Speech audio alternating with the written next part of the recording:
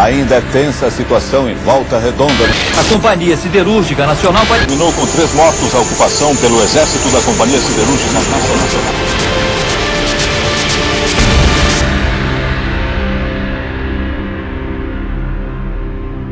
Bom, todos nós sabemos que Volta Redonda, nos anos 60, teve um importante papel na luta contra a ditadura e pela defesa dos direitos humanos.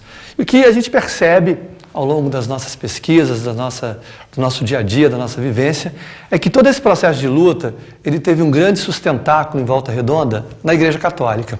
A Igreja foi uma grande propulsora, uma grande organizadora das lutas que contestavam a ditadura militar na região.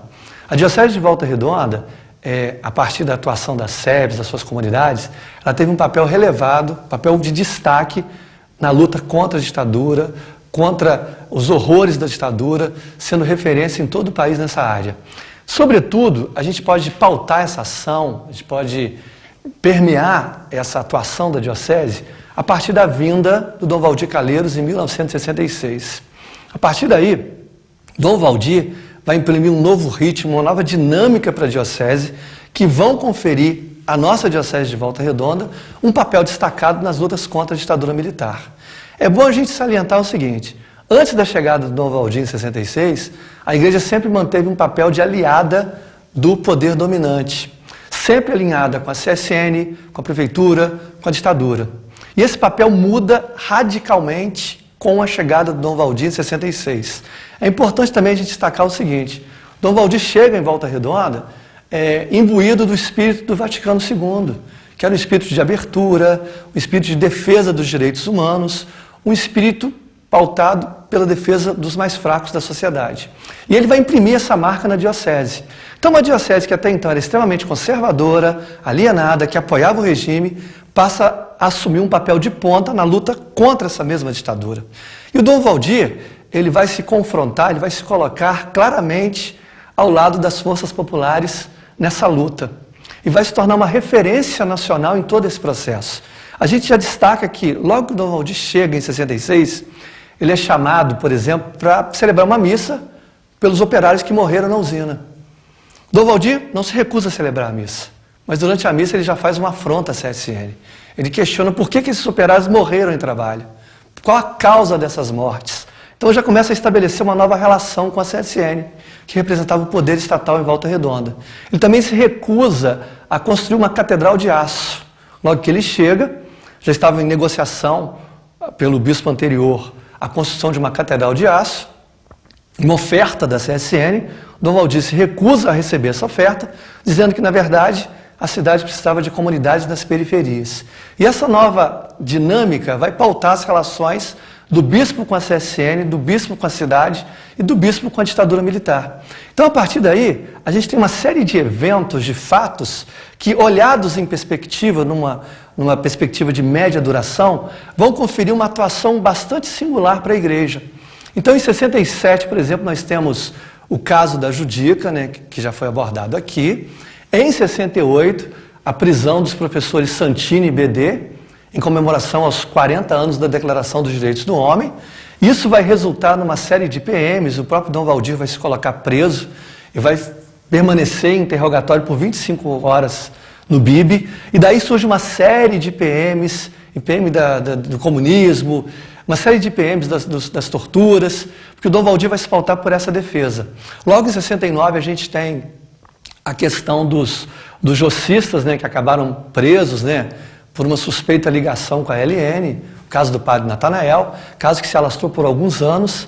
E, finalmente, a gente tem em 71 um caso dramático, que foi a morte de quatro jovens no batalhão de infantaria blindado em Barra Mansa. Esse fato foi emblemático. Então, a gente percebe que, nesse período todo, a Igreja de Volta Redonda ela se pautou, ela se colocou contrário às políticas estabelecidas pelos militares na região.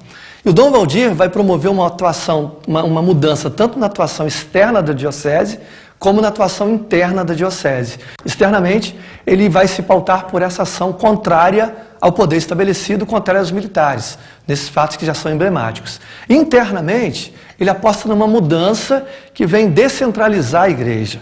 Como que vai se operar essa mudança? Logo em 69, para centralizar os esforços de atuação da igreja, ele implanta, por exemplo, a paróquia única.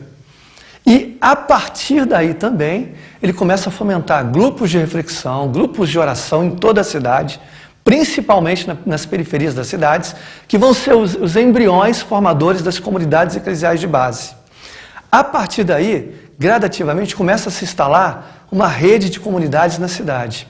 Lembrando o seguinte, essas comunidades eram uma nova forma da igreja se organizar, pautadas pelo espírito do Vaticano II, pelo espírito de Medellín, a conferência latino-americana que aconteceu em 68, 69 na Colômbia, e a igreja então assume uma cara popular.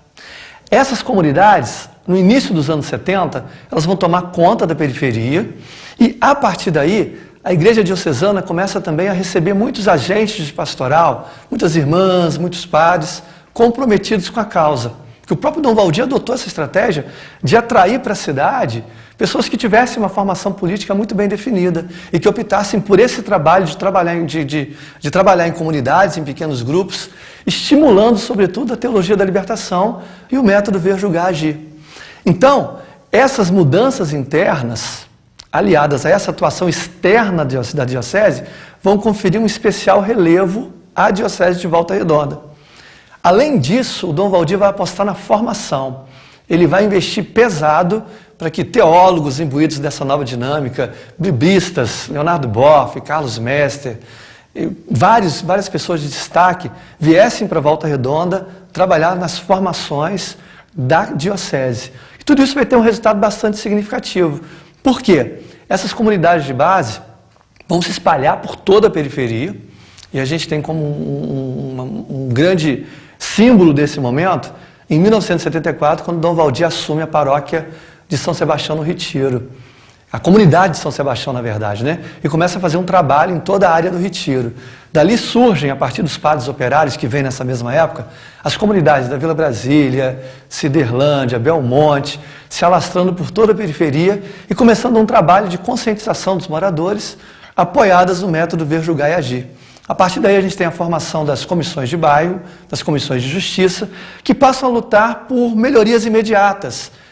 Luta pela água, pelo esgoto, pela iluminação pública, contra a repressão policial. Essa rede de comunidades se instala na cidade e elas é que vão garantir o ressurgimento do movimento sindical e popular em Volta Redonda a partir de 75, 76. Então a gente tem toda uma trajetória em Volta Redonda que se assenta sobretudo na atuação da igreja. Então a igreja foi o grande sustentáculo dessas lutas. No primeiro momento, entre 66, 72, 73, essa luta se ampara na luta contra a ditadura, na defesa dos direitos humanos. Então a gente tem casos emblemáticos em que se envolveram torturas, prisões e PMs. Num outro momento, a partir de 73, 74, 75, a gente tem a formação efetiva e atuação das comunidades de base e as lutas pela redemocratização. Nesse cenário todo, quem se destaca é a igreja. Consequência de todo esse processo. Nos anos 80, Volta Redonda assume uma posição de destaque no movimento sindical, no movimento popular, em todo o país, se torna uma grande referência. E todo aquele movimento, as greves de 84, 86, 88, elas nasceram exatamente fruto dessa organização. Se a gente acompanhar a trajetória dos militantes que tiveram papel de destaque em Volta Redonda, grande parte deles proveio da igreja, vieram exatamente do campo da igreja. Todo esse processo de mobilização que se verificou em Volta Redonda nos anos 80, ele foi fruto de uma ação pensada pela igreja, uma ação articulada pela igreja, que deu base de sustentação para todas essas lutas.